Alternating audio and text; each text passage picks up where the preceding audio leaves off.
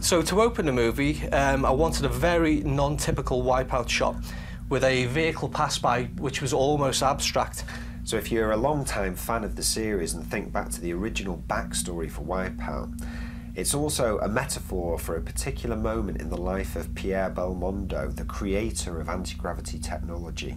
WipEout 2048 is all about going back to where it began, so we thought it'd be really cool to include some visual references like this one that are metaphors to emphasise that point.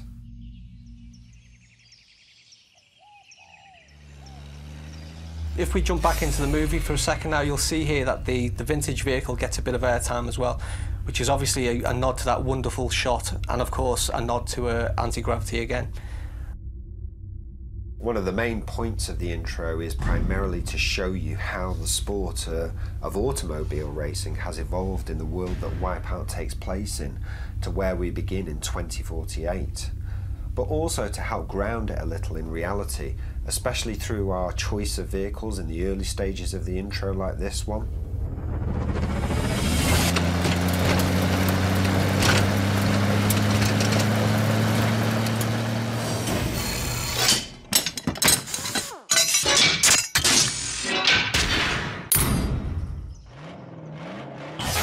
The next transition takes us to an intermediate stage. We call this shot Blueprint. It's kind of like the design that actually never made it into real life. The next stage, we go into a transition into the open-wheeled contemporary racing category.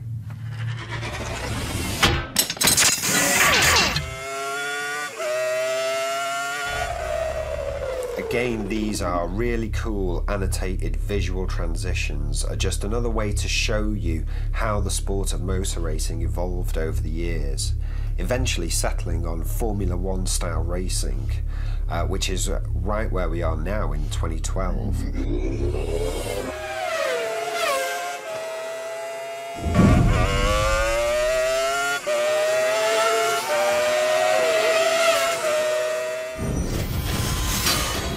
So if you blinked, you may have missed the Pfizer logo appearing in the top left corner there. If you know your WipEout history, then you'll know that Pfizer is one of the longest running teams in the sport. So here we wanted to have a little fun by fast forwarding to the year 2025 with the advent of what we're calling ball racing. So it's almost like ball wheel racing. It's the intermediate step between anti-gravity being fully commercialised. You know, it had started, but it hadn't really made it into a commercial entity. You'll see in this sequence that the vehicles actually drive up the side of the wall. What we didn't want to do at this stage is say that this is AG right now. This is still very much a surface-based racing game, so the mag strip stuff was obviously the next phase that we go into. Okay, and now the money shot, the Pfizer Speed AG Racer, where we arrive on the starting grid in 2048 for the birth of the Anti-Gravity Racing Championships and a quick glimpse of Nova State City.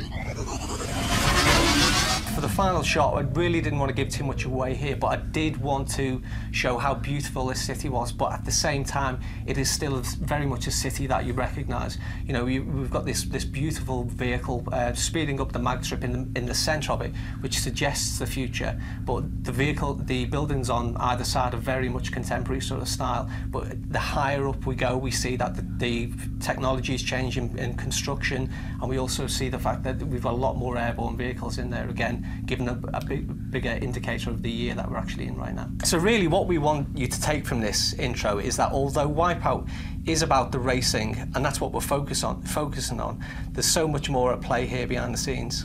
Absolutely, you know, I think the world it takes place in is vast, and you know, we all feel it has such a richly detailed history, and we feel really that we're only just scratching the surface by going back to where it all began, particularly with WipEout 2048. And with that in mind, watch this space, you know, maybe there's possibilities in the future for where we could explore further.